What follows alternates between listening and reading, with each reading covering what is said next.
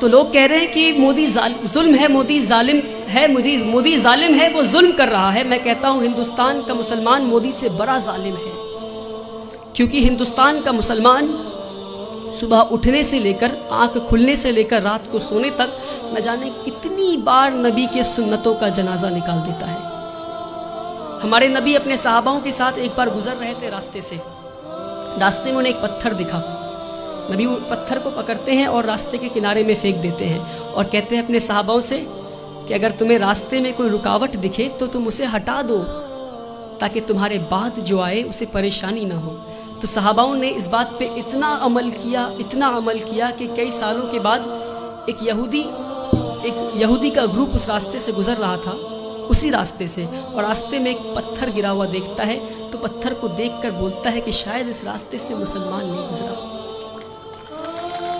میرے بھائیوں، وہ تھا ان کا ایمان۔ اور ہم آج کہیں بھی بم پھٹتا ہے تو بولتے ہیں شاید مسلمانی ہوگا، کہیں بھی گولیاں چلتی ہے تو کہتا ہے مسلمانی ہوگا۔ یہ نہیں کہہ رہا ہوں کہ مسلمان ہوگا، اپنے اندر جھانک کر دیکھیں کہیں اللہ کا عذاب تو نہیں آیا ہم پہ، کہیں اللہ تو ناراض نہیں ہم سے۔ میں بھٹکل کے لوگوں سے نہیں بول رہا، پر بھٹکل کے لوگوں کے ذریعے میں ہندوستان تک یہ بات پہنچانا چاہ رہا ہوں، ہندوستان کے مسلمانوں تک یہ بات پہنچانا چاہ رہا ہوں۔ ایک بار ہمارے نبی صلی اللہ علیہ وسلم راستے سے گزر رہے تھے، ایک بوڑھی عورت کو دیکھتے ہیں، وہ اپنے سامان کو لے کر کھڑی تھی، تو مزدور کا انتظار کر رہی تھی وہ۔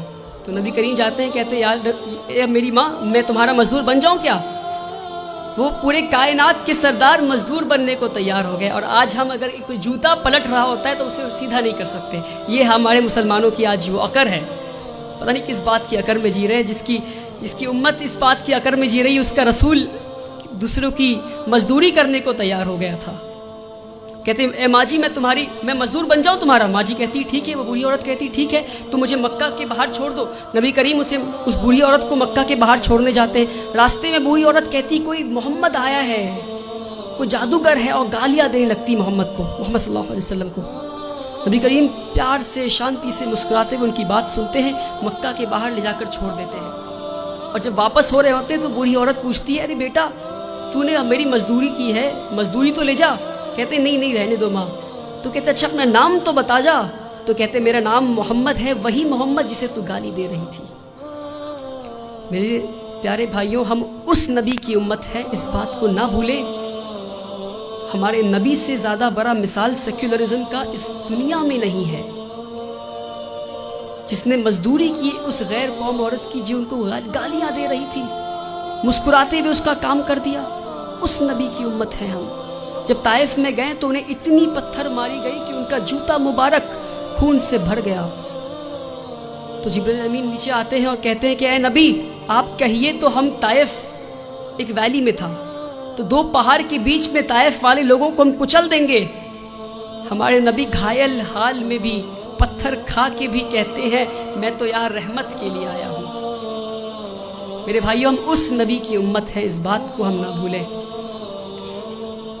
جس دن مسلمان اپنے نبی کی سنتوں کا جنازہ نکالنا بند کر دے گا، اس دن ہماری تقدیر بدل جائے گی انشاءاللہ۔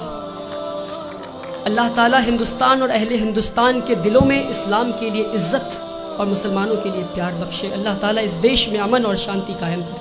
وآخر الدعوانا والحمدللہ۔